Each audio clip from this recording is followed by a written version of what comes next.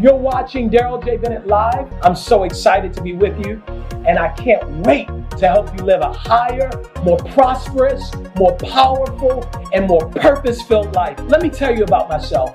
I'm Darrell J. Bennett. I wrote my first book at 18 years old. I started my first company at 21, and I graduated from Harvard Law School at 24. I know how to help people move into another stratosphere of destiny, to operate at a higher level. And that's what I'm here to help you do. Your life is never going to be the same again. What's up, y'all? It's Darrell J. Bennett. This is another episode of my podcast, Darrell J. Bennett Live. I want to talk today about the money. Can I talk about the money, y'all? I want to talk about the money. You know the golden rule, the real golden rule. Treat others as you would have them treat you. But I once saw it in a movie. They said, well, what's the earthly golden rule? And the guy said, he who has the gold makes the rules. You know, I was a history major in college, and I love history because oftentimes with history, there's one story that's told that's the politically correct story that we like to tell for the books. And then there's the real story of what happened. And, you know, I think it's amazing how many people think we went to Europe, for instance, in World War II to save the Jews. That's almost akin to saying we fought the Civil War over slavery. It wasn't about that. It was about money. It was about money. It was about money. It was about money. And if you trace the history of the modern world, and you trace many of the ills, the social ills that are happening in the world, I promise you, at the root of it is not so much money itself, or even the love of money, but it is forces in people that want to keep money in the hands of a few to the exclusion of many others. That's what's creating this world we live in a major way.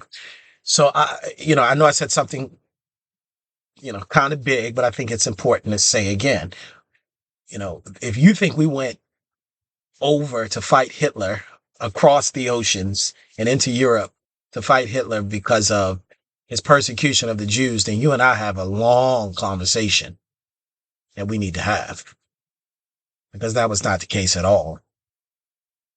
It was a money grab. Hitler had upended the social order of Europe. Hitler's armies had gone into Europe and divested many of the nations of the wealth that they had had. And so we saw an opportunity. I mean, what, do you let somebody just pilfer Europe and you not get in on it at least a little bit? Now, I'm going to come back to that point, but let me just fast forward to where we are today. Most people know that Fort Knox, has some of the highest security systems in the world. Most people know that there's gold and diamonds and whatever have you in there. But what a lot of people don't know is that we have more, when I say we, I'm talking about the United States government here, not you and me personally, but the United States government holds more crowns of heads of state than any other entity in the world. Well, where do you think we got them from? Well, we got them from all the wars we've been in. And, to the victor of the war goes the spoils of the war. I mean, if you say we went into Iraq because of the oil, then imagine how much there was to gain in Europe. Imagine. You've been to the Louvre lately? You've seen the massive amounts of artifacts and treasures and paintings. What most people will not tell you is that a lot of the wealth that was divested from families in the from the 18th and 19th centuries as a result of World War II, a lot of that money never went back to the hands it was supposed to go to.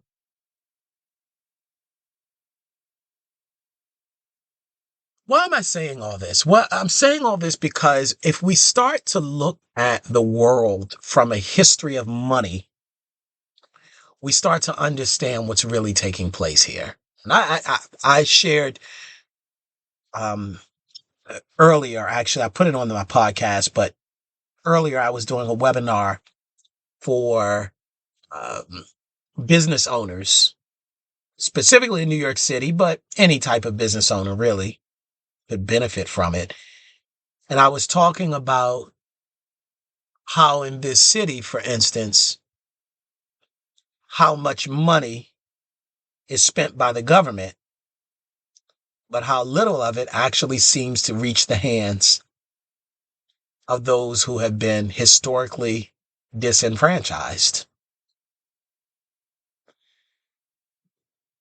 In 2022, New York City spent less than 2% of its money with Black and Hispanic owned businesses.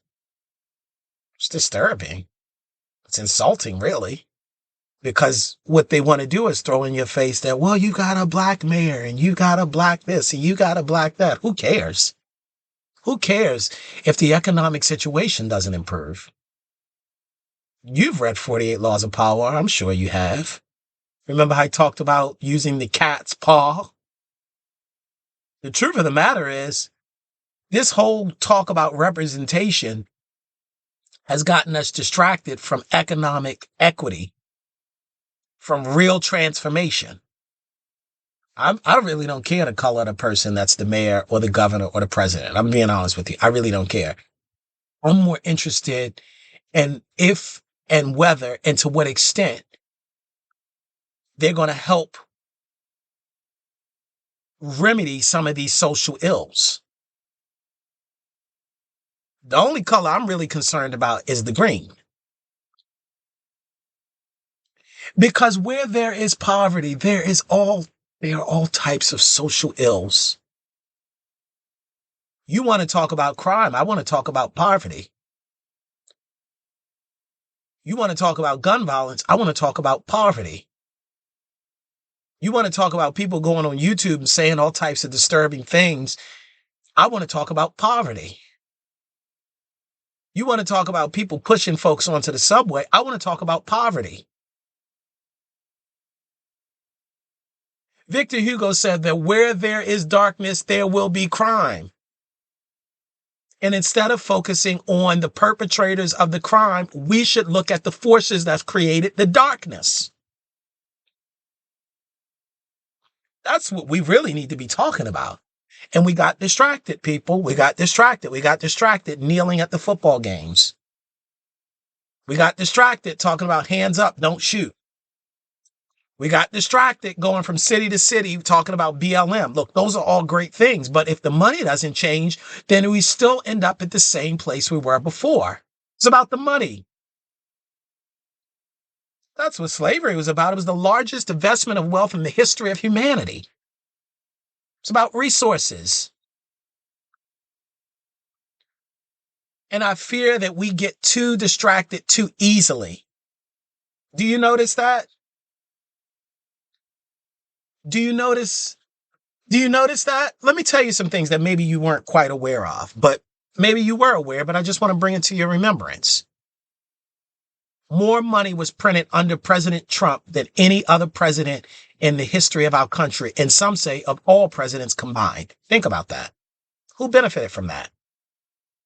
Ask yourself, who benefited from it? While we were tearing stuff up, talking about hands up, don't shoot, and that's important to say. While we were kneeling at the football games, and that's important to do, I suppose, to prove a point.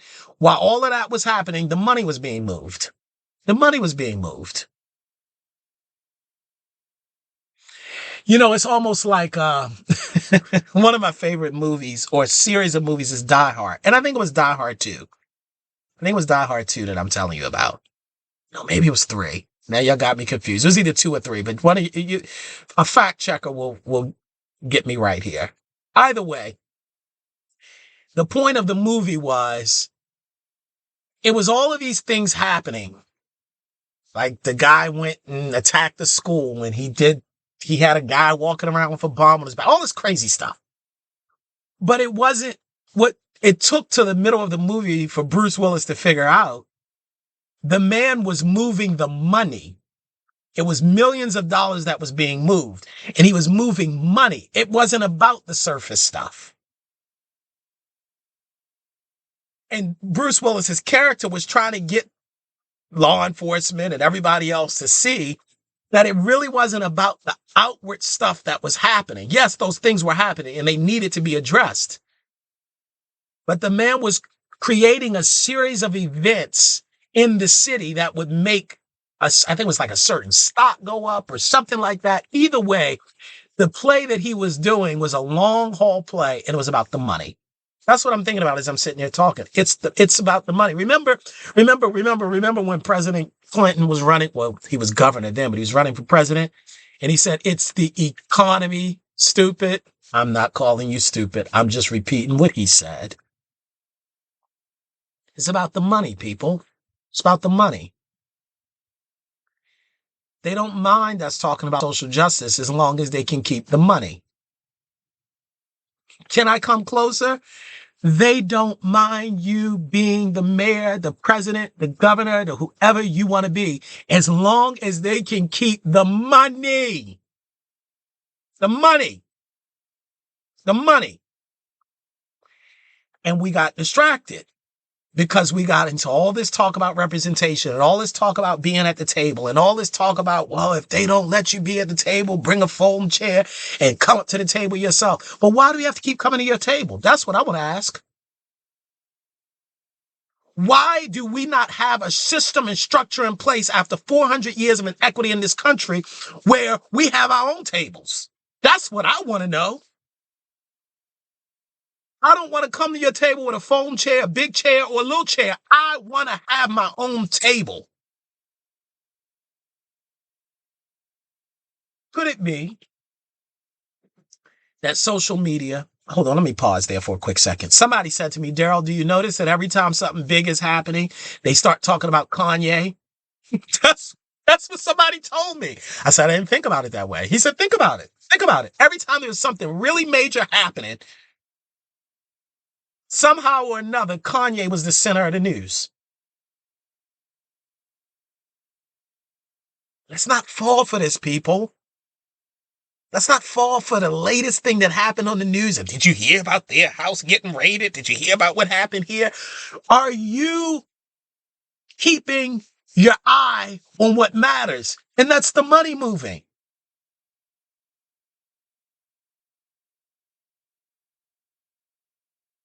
Now, we're coming up on a presidential election.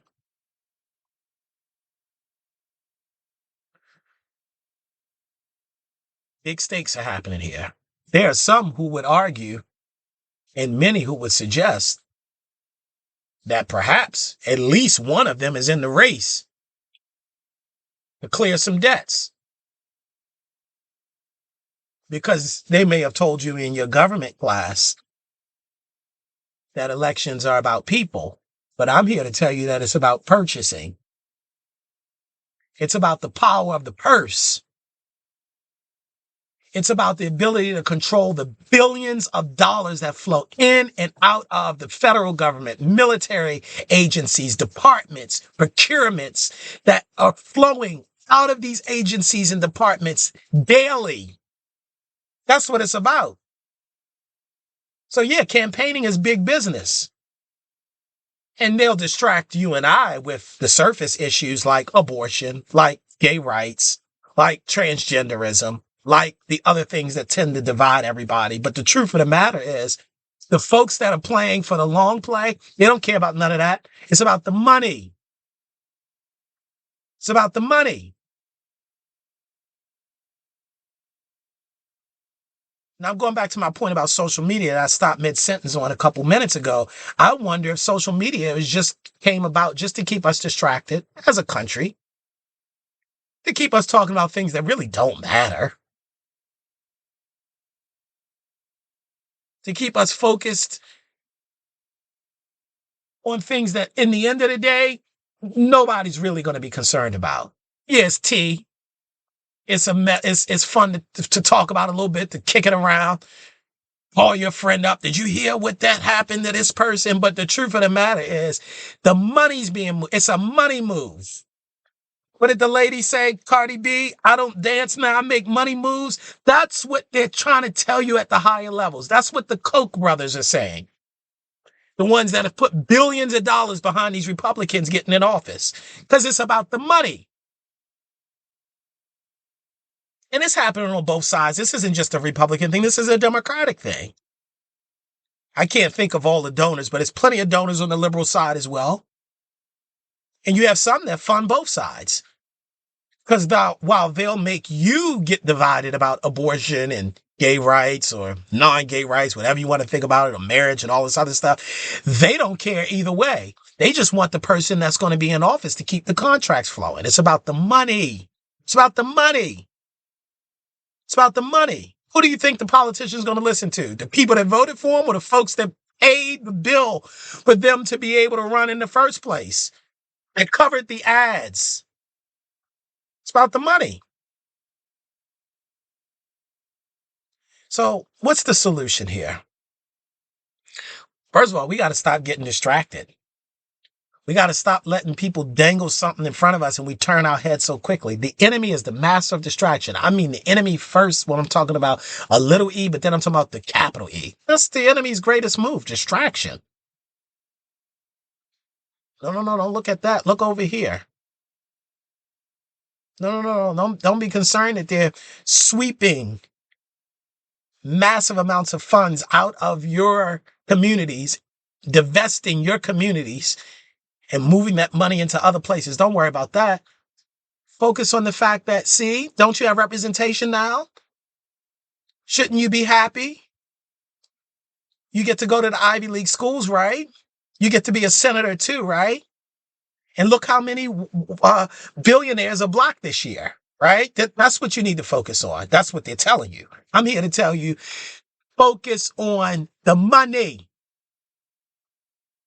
Why do I keep saying about money? I'm really not trying to be funny. I know I keep saying money, but I'm going to keep telling you why I'm saying this. Because as long as that's the same, then the power structures stay in place. They don't mind you protesting. They don't.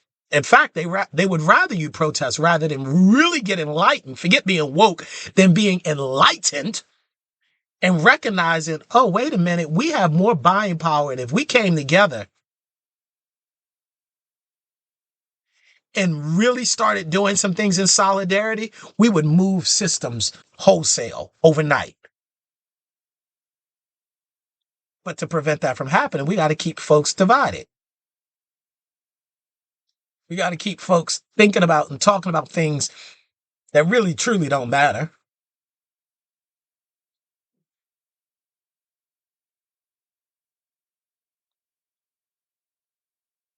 As I come to a close, this is my plea to you, because this is serious for me. And I want you to ask yourself this. How much further along would your family be if there was economic equity? For the past three, I'm just say for the past 3 generations. I'm not going to say for all time. I'm going to say for the past 3 generations. Think about how much work. Forget you for a second. I'm talking to your parents and your grandparents. How much work was done by them for other companies, other brands, other businesses, and they got no credit for that. Maybe they got paid minimum wage. They helped build that factory. Somebody else took $1 billion and built their own family's generational wealth.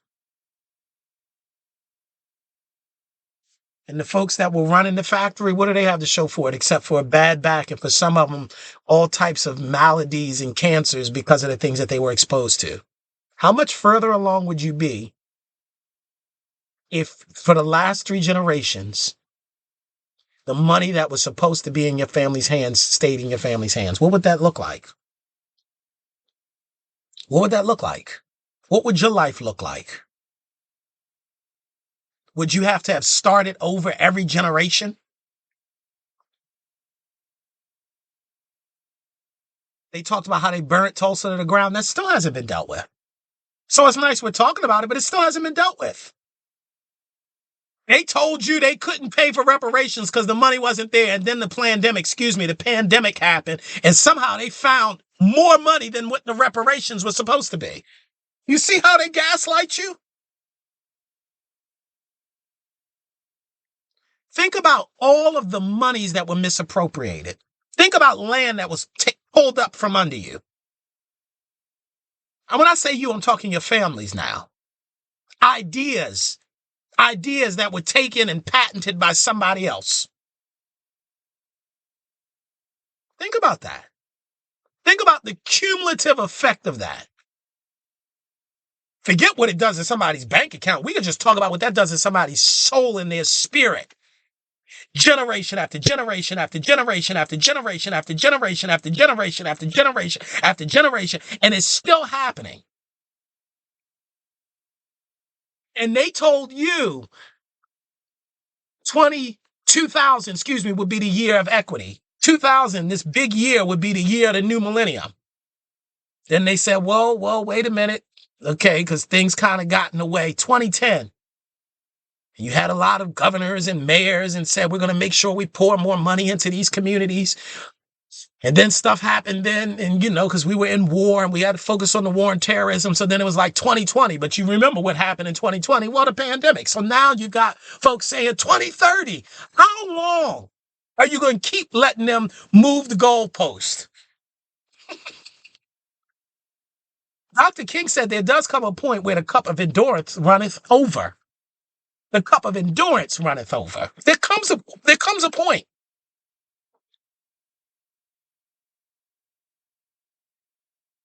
And then they say you're not far enough because you didn't work hard enough. That's the narrative. If you worked hard enough, if you were smarter, you'd be further along. For real? Seriously?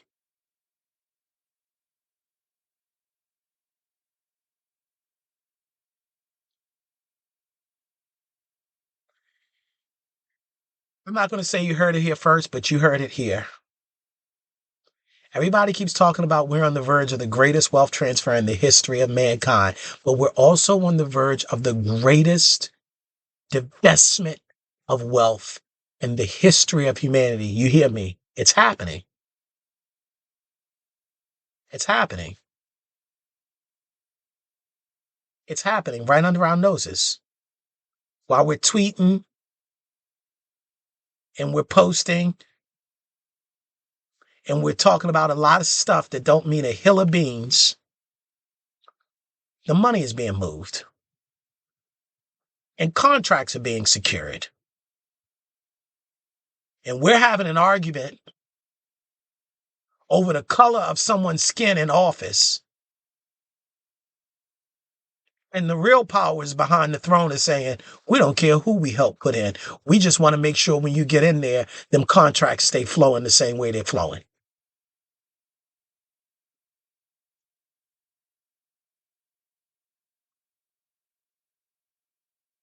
So no wonder I say it's about the money.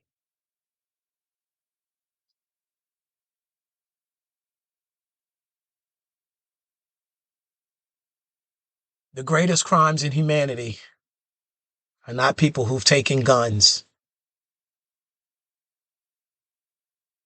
and are shooting people in the streets. The greatest crimes against humanity are the systems and structures that are in place that allow for massive inequality. It's funny that we don't even see the company that profits from bringing the guns in illegally by the thousands. We don't even see that as crime. Is it because of maybe who owns the companies? Is it because of how they look if they do appear in court in fine tailored suits and teams of lawyers?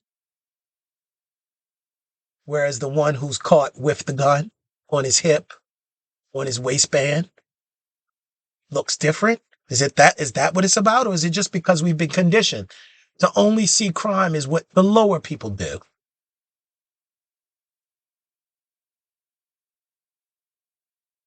They once said,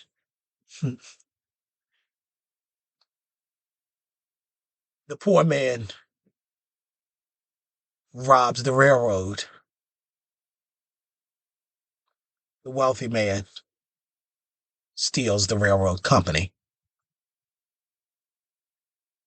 And no, I don't think all wealthy people are doing that. I think more than not wealthy people are great people. But I'm making the point of how we see crime.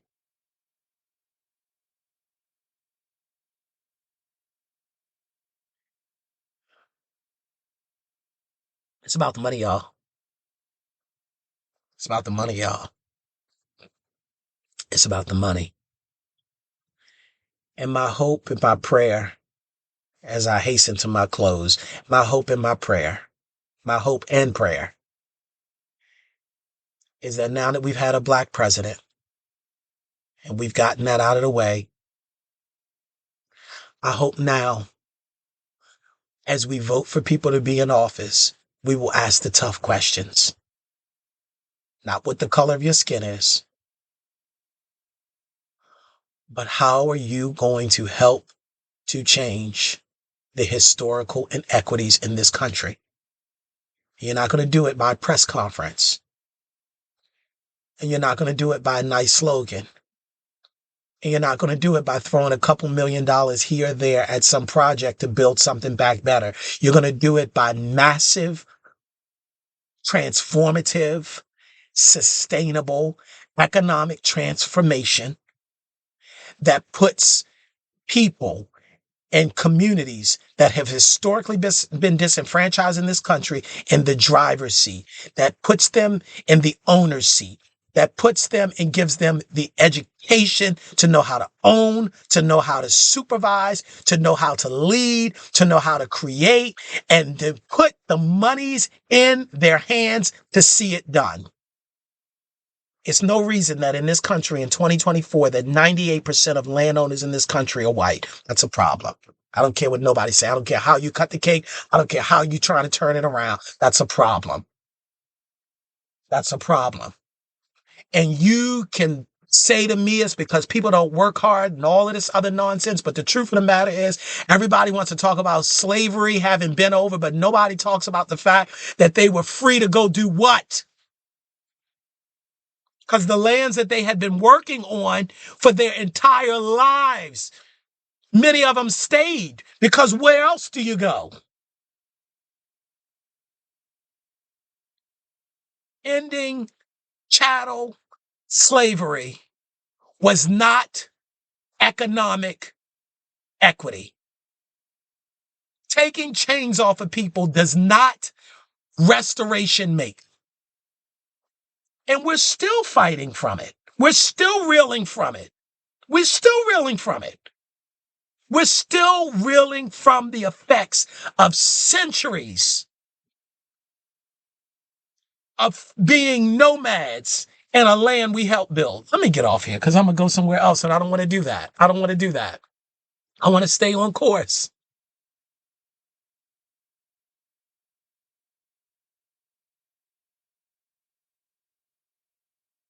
It's time we focus on the money.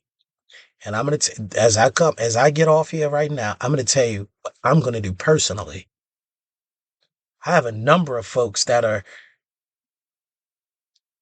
influencers and voices for change here in New York. We're going to be highly involved in the next mayoral election. You better believe we will. I don't care who's running, whether it's the sitting mayor or Frosty the Snowman.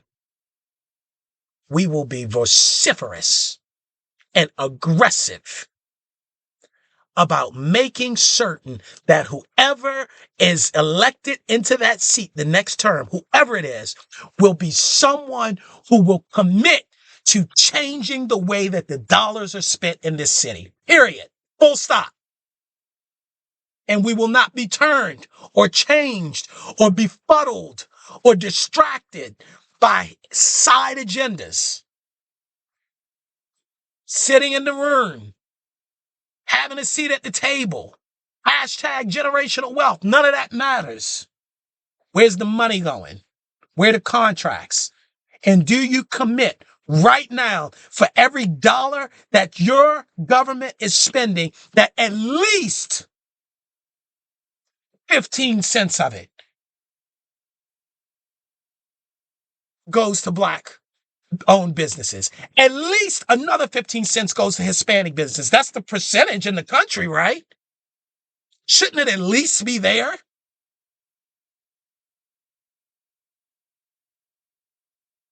It's about the money, y'all. It's about the money. All right. Thanks for listening. It's about the money. Stay focused.